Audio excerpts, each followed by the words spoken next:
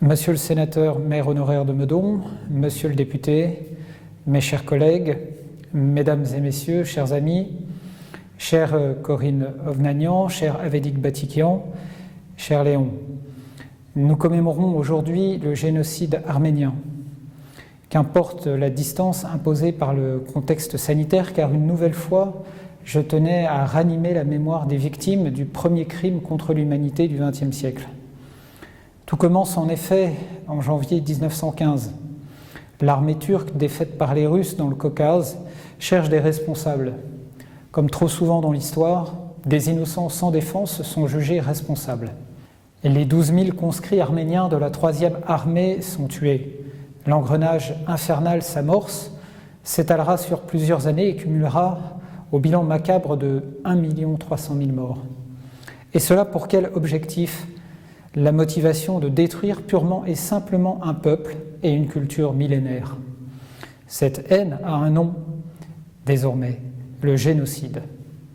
Face aux velléités de certains de minimiser, ayons la ferme volonté de nommer les choses et ici de nommer le mal.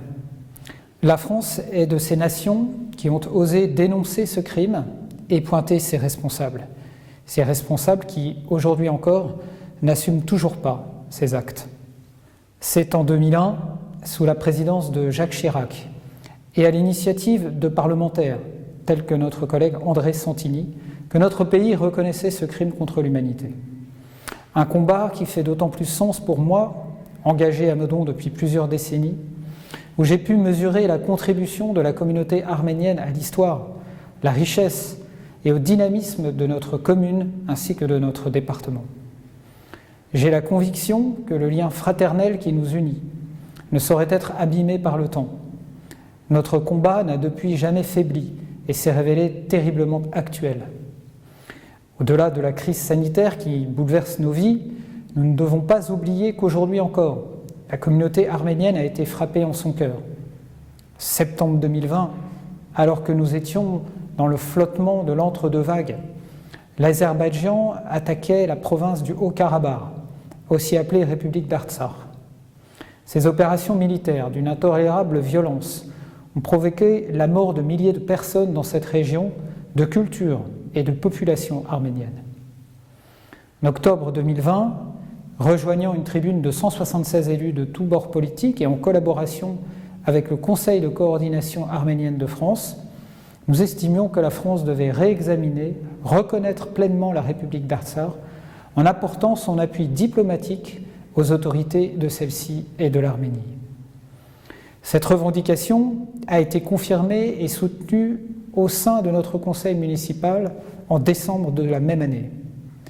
Je suis fier d'avoir porté avec tous ces élus ces valeurs de solidarité internationale. La France, au niveau national, serait grandie de prendre position en soutien d'un peuple ami depuis tant d'années. Une nouvelle fois, osons nommer et pointer le mal. La neutralité de notre pays ne saurait être un blanc-seing aux offensives qui n'ont pour seul objectif que la disparition des populations arméniennes de ce territoire. En ce jour, ayons donc une pensée pour tous les Arméniens, victimes expiatoires d'ambitions iniques, impérialistes et de rancunes imaginaires panturques. Condamnons cette atteinte aux droits et à la dignité humaine. La paix doit toujours primer et ce triste épisode nous illustre encore une fois, s'il était besoin, une assertion bien connue.